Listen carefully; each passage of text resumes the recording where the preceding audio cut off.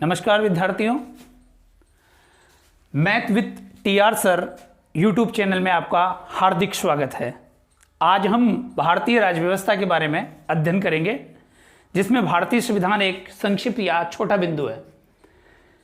इस वीडियो में हम केवल इस स्तर की बात करेंगे कि कोई राज्य अर्थात देश बनता कैसे है, उसकी शुरुआत कैसे होती है, वो किन परिस्थितियों में निर्माण करता है, और मुख्यतः भारतीय राज्य की बात हम करेंगे।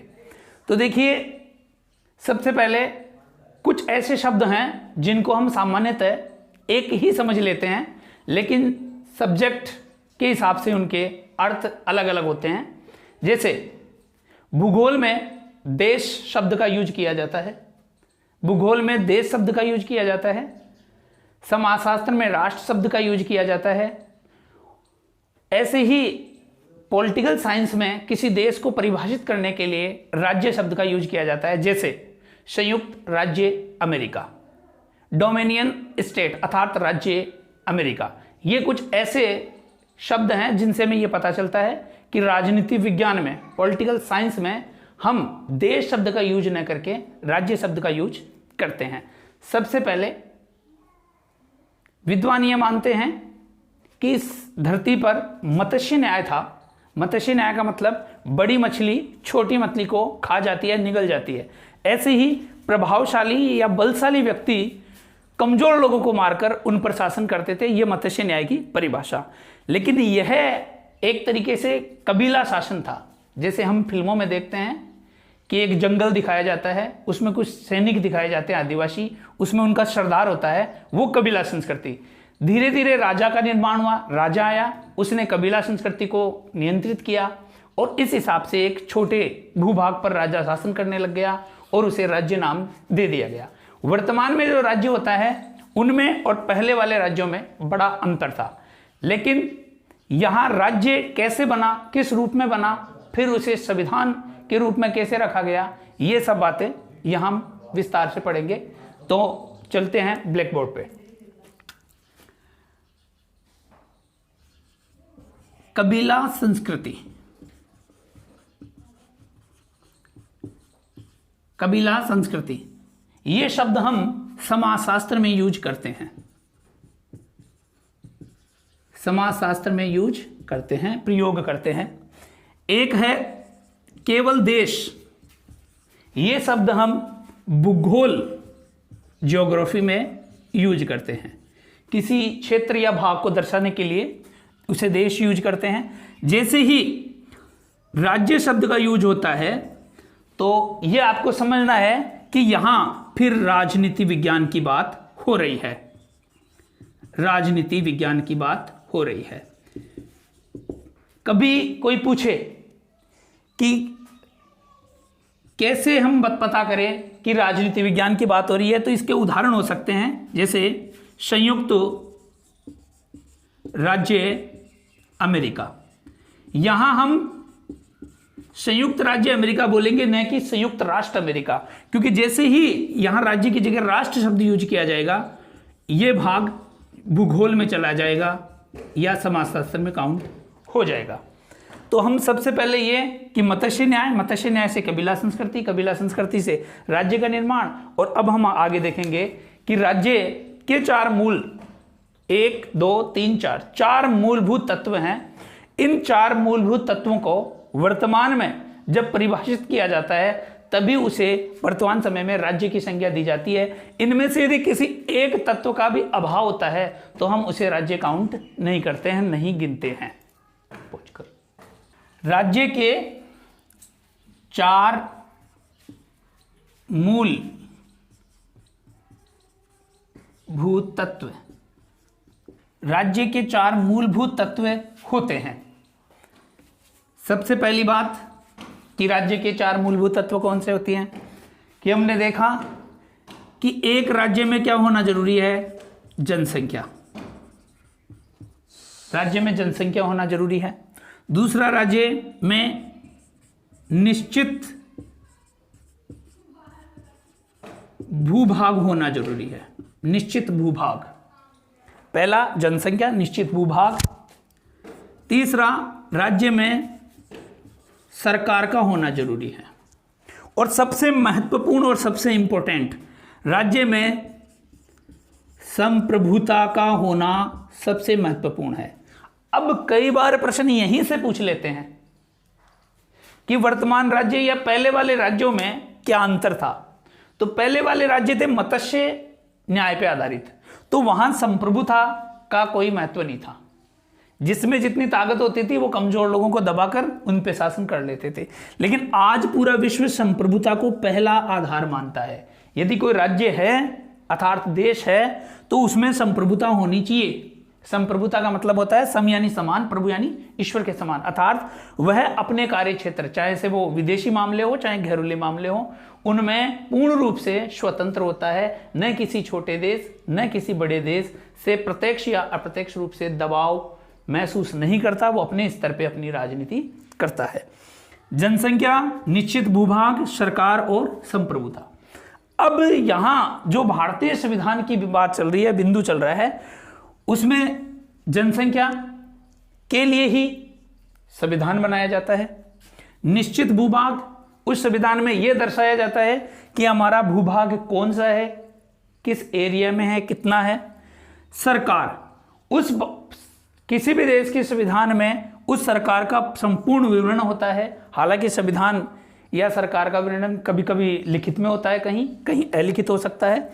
और सबसे इंपॉर्टेंट चीज कि एक संविधान उस देश को संप्रभु बनाता है। सबसे महत्वपूर्ण बात कि एक संविधान उस देश को संप्रभु बनाता है। वह संविधान में यह बताया जाता है कि कौन कौन सी शक्तियां संप्रभुता के तहत हमारे इस संविधान के अनुसार हमारे देश को प्राप्त है, कौन सी नहीं है। सामान्यतः यह देखा गया है कि अंतर्राष्ट्रीय कानूनों से कुछ हद तक किसी देश की संप्रभुता सीमित होती है, लेकिन वह भी केवल व्यवहारिक तौर पर नहीं, केवल नाम मात्र या अप्रत्यक्ष रूप से होती है। तो राज्य के 4 मूलभूत तत्व, जनसंख्या, निश्चित भूभाग, सरकार और संप्रभुता। आगे हम 4 मूलभूत तत्वों में से एक मूलभूत तत्व है सरकार। देखिए, सरकार के होते हैं 3 अंग, ये 3 अंग। पहला, व्यवस्थापिका, जिसे हम सामान्य शब्दों में व्यवस्थापिका या संसद भी कह सकते हैं, संसद कहते हैं। इस संसद का अलग अलग देशों में उनके संविधानों में या मौखिक नाम से उन्हें अलग अलग तरीके से पुकारा जाता है। जैसे भारत में हम इसे संसद ही कहते हैं या व्यवस्थापिका कहते हैं, अमेरिका में कांग्रेस कहते हैं, जापान में डाइट कहते हैं। ऐसे अलग अलग देशों में अलग अलग नामों से इसे पुकारा जाता है। दूसरा इसका अंग है वह है कार्यपालिका। जैसे नाम से ही पता चला, कार्यपालिका अर्थात ऐसी व्यवस्था जो कार्य की देखरेख करती है। इसके बारे में अभी अध्ययन करेंगे। तीसरी बात, न्यायपालिका। न्यायपालिका, अब हम यहां ये देखें कि व्यवस्थापिका अर्थात संसद, तो सामान्यतः हम सभी जानते हैं कि संसद में नेतागण, मंत्रिमंडल वगैरह के नेतागण, केंद्रीय मंत्री वगैरह, सांसद बैठते हैं। और इन सभी का कार्य क्या होता है? इन सभी का काम होता है देश से संबंधित नियम, कायदे, कानूनों को बनाना। अर्थात एक लाइन में कहा जाए, व्यवस्थापिका का सीधा सीधा काम है देश के लिए कानून व्यवस्था के लिए कानून बनाना। दूसरी बात, कार्यपालिका का क्या काम है? कार्यपालिका का यह कार्य है कि जो कानून संसद ने बनाए उन कानूनों को सही रूप से, सही ढंग से क्रियान्वित करना, यह कार्यपालिका का कार्य है। तीसरा है न्यायपालिका। न्यायपालिका के 2 कार्य है। यहां एक एक कार्य है मुख्यतः, यहां न्यायपालिका के 2 कार्य हैं। न्यायपालिका के 2 कार्य कौन से? नंबर 1 कार्य कि जो कानून व्यवस्थापिका ने बना दिए, क्या सामान्यतः नागरिक उन्हीं के अनुसार व्यवहार कर रहे हैं या नहीं? यदि नहीं कर रहे हैं तो न्यायपालिका उन्हें दंडित करती है। जैसा कि हम कोर्ट के मामले में देखते हैं। दूसरी बात, न्यायपालिका ये भी देखती है कि जो व्यवस्थापिका आधार संसद ने कानून बनाए, क्या उन कानूनों को व्यवस्थापिका सही ढंग से लागू करती है या नहीं करती। यदि नहीं करती तो न्यायपालिका व्यवस्थापिका से को नोटिस देकर या प्रश्न पूछकर किसी प्रकार से कंट्रोल करके वो कार्य करवाने के लिए बाध्य करती है। तो यहां व्यवस्थापिका 1, कार्यपालिका 2 और न्यायपालिका 3, ये सरकार के 3 अंग है। भारतीय राज्य व्यवस्था में जैसा कि हम बात करें संविधान, क्योंकि हमारा मेन बिंदु या टॉपिक भी यही था, संविधान। सबसे पहले ये देखते हैं संविधान होता क्या है। देखो, परिभाषाएं अलग चीज होती है। जितने व्यक्ति होते हैं, जितने विद्वान होते हैं, वो अपने स्तर से अलग अलग परिभाषाएं देती है। कुछ ऐसे शब्द हैं जिनकी एक सटीक परिभाषा आज तक नहीं बन पाई। जैसे सीधी सीधे देखें तो सभी प्लस विधान, यानी ऐसे विधान या ऐसे नियम कायदे कानून जो किसी देश के लिए सही होते हैं, वो संविधान है। लेकिन इसे शॉर्ट तरीके से और समझने के तरीके से ये देखें कि किसी भी देश के ऐसे नियम कायदे कानूनों का समूह या ढांचा, जिन नियम कायदे कानूनों से या समूह से पूरे देश की शासन व्यवस्था चलाई जाती है, वो उसकी रूपरेखा बनाते हैं। ऐसे नियम कायदे कानून के समूह को हम संविधान कह सकते हैं। अब सामान्यतः संविधान होते क्या है? कुछ संविधान ऐसे होते हैं जो होते हैं जैसे लिखित संविधान होते हैं, जैसे एक तो भारत का स्वयं का ही है लिखित संविधान है। कुछ संविधान ऐसे होते हैं जो होते हैं अलिखित संविधान होते हैं, अलिखित संविधान। यहां हम विस्तार से लिखित या अलिखित संविधान की बात न करके हमें केवल यह पढ़ना है कि संविधान की मुख्यतः परिभाषा क्या है और भारतीय संविधान का ऐतिहासिक या संवैधानिक विकास किस तरीके से हुआ। तो देखिए प्यारे विद्यार्थियों, जब भी भारतीय संविधान को आप यदि ये गलती करते हैं कि हमने पहले अनुच्छेद से स्टार्ट कर दिया और हमने उसे रट्टा मार लिया, या हमने 1935 के अध्ययन से स्टार्ट कर लिया, उसे रट्टा मार लिया, तो कहीं ना कहीं आप एक ऐसी गलती कर रहे हैं कि जो आधारभूत गलतियों में काउंट की जा सकती है। क्योंकि भारतीय संविधान को समझने के लिए हमें अंग्रेजी शासन व्यवस्था में जितने भी कानून बने, और उन कानूनों का शुरुआत होती है 1773 के रेगुलेटिंग एक्ट से, वहां से लेकर 1935 तक बड़े कानून और 1947 का भारतीय स्वतंत्रता अधिनियम, वहां तक हम जब पढ़ेंगे तब हमें यह पता चलेगा कि भारतीय व्यवस्था में आज जो नियम कायदे कानून बने हैं वो क्यों बने, किस संदर्भ में बने और किन परिस्थितियों में उनका निर्माण हुआ। हम डायरेक्ट यदि ये पढ़ें कि भारतीय संविधान, आइए पहले अनुच्छेद से स्टार्ट करते हैं, तो हमें यह पता नहीं चलेगा कि पीछे क्या हुआ था। जैसे कभी आपने सुना या पढ़ा हो कि भारत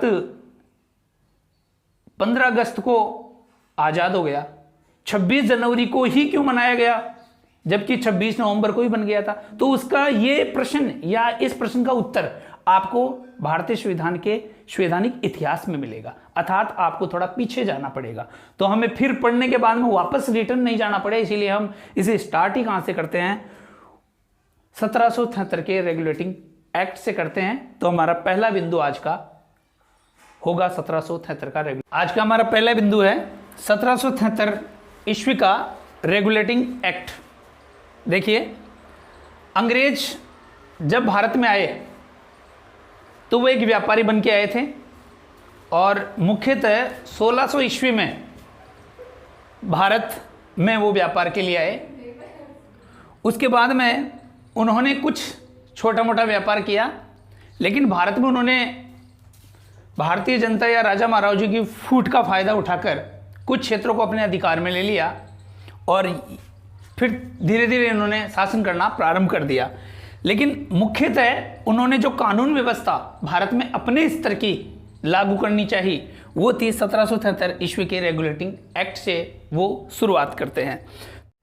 1773 ईस्वी का रेगुलेटिंग एक्ट, अंग्रेज जब भारत में आए उन्होंने कुछ हिस्सों पर अपना अधिकार किया। भारत में कानून व्यवस्था स्थापित करने के लिए, कह सकते हैं भारतीय कुछ भागों के लिए, उन्होंने एक एक्ट अधिनियम पारित किया, उसे नाम दिया 1773 ईस्वी का रेगुलेटिंग एक्ट। उनका मुख्य उद्देश्य ये था, वो ये चाहते थे कि भारत में जो भी व्यवस्था हो वो राजाओं के अधीन न रहकर एक अधिनियम या कानून के अधीन हो, इसीलिए उन्होंने 1773 ईस्वी का रेगुलेटिंग एक्ट स्थापित किया। इस एक्ट की कुछ मुख्य बातें या कुछ महत्वपूर्ण बिंदु हैं जो आप नोट डाउन कर सकते हैं। पहला, अंग्रेजों द्वारा भारत की शासन व्यवस्था को संचालित करने के लिए बनाया गया यह भारत का पहला कानून था। अब यदि कोई यह प्रश्न पूछे कि अंग्रेजों ने भारत में कानून व्यवस्था के लिए पहला कानून या पहला अधिनियम कौन सा लाया, तो वह 1773 ईस्वी का रेगुलेटिंग एक्ट अधिनियम था। दूसरा, इसी 1773 के रेगुलेटिंग एक्ट के तहत बंगाल में, क्योंकि सबसे पहले अंग्रेजों ने जीता भी किसे था, बंगाल को, प्लासी का युद्ध 1700, बंगाल को सबसे पहले उन्होंने अधिकृत किया था 1757 के प्लासी के युद्ध में।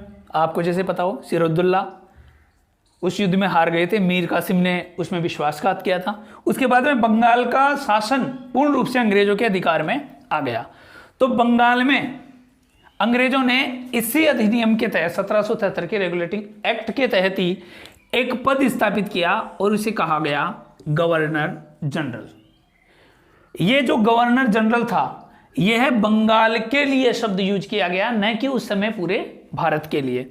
और यह गवर्नर जनरल जो बंगाल का गवर्नर जनरल बना, उसके अधीन जो अन्य क्षेत्रों में अंग्रेजों के छोटे मोटे भाग थे, उनका अधिकार भी एक तरह से इसी गवर्नर जनरल के पास था। यह पद सबसे पहले स्थापित हुआ। तो यह भी आता है कि 1773 के रेगुलेटिंग एक्ट के तहत अंग्रेजों ने सबसे पहला पद कौन सा स्थापित किया था, तो वो था गवर्नर जनरल का पद। यहां हम ये देख सकते हैं कि बंगाल का जो गवर्नर जनरल बने वो वॉरेन हेस्टिंग्स बंगाल के पहले गवर्नर जनरल थे। इसी 1773 के रेगुलेटिंग एक्ट में कलकत्ता में, आप जी जैसे पता भी होगा कि बंगाल की राजधानी क्या है, कलकत्ता, हालांकि इसका नाम बदलते रहते, कोई कोलकाता कोई कलकत्ता। कलकत्ता में सर्वोच्च न्यायालय की स्थापना का प्रावधान किया गया और यह सर्वोच्च न्यायालय अगले ही साल 1776 में स्थापित भी किया गया। अब देखिए, वर्तमान समय में भारतीय सर्वोच्च न्यायालय स्थापित है दिल्ली में, नई दिल्ली में। इसकी किसी भी प्रकार की कोई अन्य खंडपीठ कहीं देश में स्थापित नहीं है। हालांकि संविधान में कहा गया है कि यदि चाहें तो सर्वोच्च न्यायालय के मुख्य न्यायाधीश राष्ट्रपति की पूर्व अनुमति से खंडपीठ कहीं स्थापित कर सकते हैं, चाहे वो टेम्परेरी हो या रेगुलर के रूप में। लेकिन यदि ये बात आए कि अंग्रेजों द्वारा भारत में पहला सर्वोच्च न्यायालय कहां स्थापित किया गया, तो वो आएगा कलकत्ता। बहुत बार ये होता है कि ऑप्शन देते समय वो आपको पहला ऑप्शन बंगाल दे देगा, दूसरा ऑप्शन आपको कलकत्ता दे देगा। तो उस परिस्थिति में बंगाल ऑप्शन सही ना होकर क्या होगा, कलकत्ता ऑप्शन सही होता है। सर्वोच्च न्यायालय की स्थापना इसी रेगुलेटिंग एक्ट के तहत की गई। चौथा बिंदु इसमें कि कलकत्ता का यह सर्वोच्च न्यायालय 1774 ईस्वी में स्थापित कर दिया गया और लॉर्ड इम्पे, यह बहुत बार पूछा गया प्रश्न है, लॉर्ड इम्पे इसके पहले मुख्य न्यायाधीश थे, लॉर्ड इम्पे। तो ये कहें कि भारत के पहले सर्वोच्च न्यायालय के मुख्य न्यायाधीश लॉर्ड इम्पे, या ये कहें कि बंगाल में या कलकत्ता में स्थापित सर्वोच्च न्यायालय के मुख्य न्यायाधीश लॉर्ड इम्पे, एक ही बात है। अब देखिए, इस अधिनियम के द्वारा जो गवर्नर जनरल का पद भारत में स्थापित किया था, उसे फिर 1833 के चार्टर एक्ट में चेंज कर दिया गया, बदल दिया गया। और जो शब्द बंगाल के लिए यूज किया जाता था कि बंगाल का गवर्नर जनरल, उस बंगाल शब्द की जगह अब 1833 चार्टर एक्ट में यह शब्द यूज किया जाने लग गया कि भारत का गवर्नर जनरल। गवर्नर जनरल वैसे का वैसे रह गया और बंगाल की जगह क्या जोड़ दिया गया, भारत का गवर्नर जनरल। और भारत के पहले गवर्नर जनरल थे सर विलियम बेंटिंक, ये भारत के पहले गवर्नर जनरल थे। अब देखिए, हमें केवल वो चीजें पढ़नी है जो परीक्षा उपयोगी है। ऐसे तो इसको कोई किताब या कोई नोट्स लाके इसमें 50 बात या 150 लाइनें और लिखी जा सकती है, लेकिन केवल क्रीम चीज पढ़नी है। तो ये इस रेगुलेटिंग एक्ट की मुख्य बातें हैं। और अब हम यहां से आगे जाएंगे 1858 का जो संवैधानिक प्रावधान है उसमें, ताकि क्योंकि 1858 इंपॉर्टेंट इसीलिए है क्योंकि 1857 में पहले क्रांति हुई। तो उस क्रांति के बाद में क्या बदलाव हुए, क्या इन व्यवस्थाओं में भी कोई चेंज आया या नहीं आया, ये हम आगे पढ़ेंगे। तो ठीक है, आज के लिए इतना ही। यदि आपको वीडियो अच्छा लगा हो, आपके यदि किसी प्रकार के कोई सुझाव हो तो हमें ज़रूर दें। लाइक करें, सब्सक्राइब करें चैनल को, अधिक से अधिक अपने दोस्तों को, मित्रों को भेजें ताकि उनको भी लाभ मिल सके। और हमारा प्रयास ये रहेगा कि हम आपको चाहे कम पढ़ाएं लेकिन बेटर और बढ़िया तरीके से पढ़ाएं। धन्यवाद।